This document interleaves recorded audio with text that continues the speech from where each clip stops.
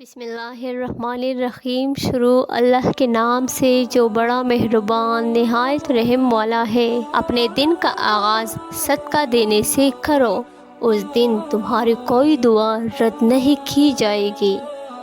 اگر کوئی بلا وجہ آپ کا دشمن بن جائے تو مان لیجئے کہ سامنے والا حسد کا شکار ہے۔ ضرورت سے زیادہ اچھے مت بنے ورنہ اپنی عزت ہی کھو دو گے۔ خود کو کسی کا عادی نہ بنائے ورنہ آپ کی خوشیاں اس کی فرصتوں کی محتاج ہو کر رہ جائے گی۔ زندگی کی ٹھوکر بہت نرالی ہے، جب بھی لگتی ہے کسی کی اصلیت دکھا جاتی ہے یا پھر کچھ نہ کچھ سکھا جاتی ہے۔ سختیاں اور پریشانیاں اپنی انتہا کو پہنچ جائے تب بھی فلاحی اور کامیابی کی امید رکھو۔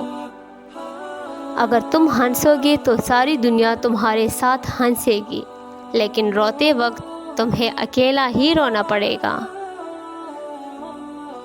منزل ملے نہ ملے بات کی بات ہے، ہم کوشش بھی نہ کریں یہ غلط بات ہے۔ تجھے اپنی زندگی کا سفر اکیلے ہی طے کرنا ہوگا، کسی ہمراہ کی امیدوں پر بھروسہ نہ رکھو۔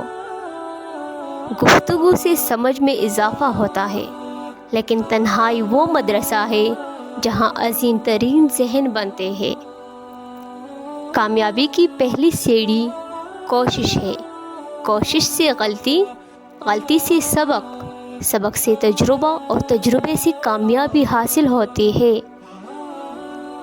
جب تم چاہو کہ تمہاری دعا عرش تک پہنچے اور مستجاب ہو جائے تو پہلے اپنے والدین کے لیے دعا مانگو۔ اپنے اندر اتنی ہمت پیدا کر، کل آپ جن کے لیے مذاق تھے آج آپ ان کے لیے مثال بن جاؤ۔ کسی کی میٹھی باتوں کا مطلب ہرگز یہ نہیں ہوتا کہ آپ اس کے لیے خاص ہوں گے۔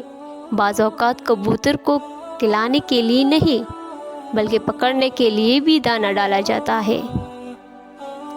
دنیا میں رہتے ہوئے دو چیزیں ہمیشہ خاموشی سے کرو، کامیاب ہو جاؤ گے، ایک عبادت، دوسرا محنت۔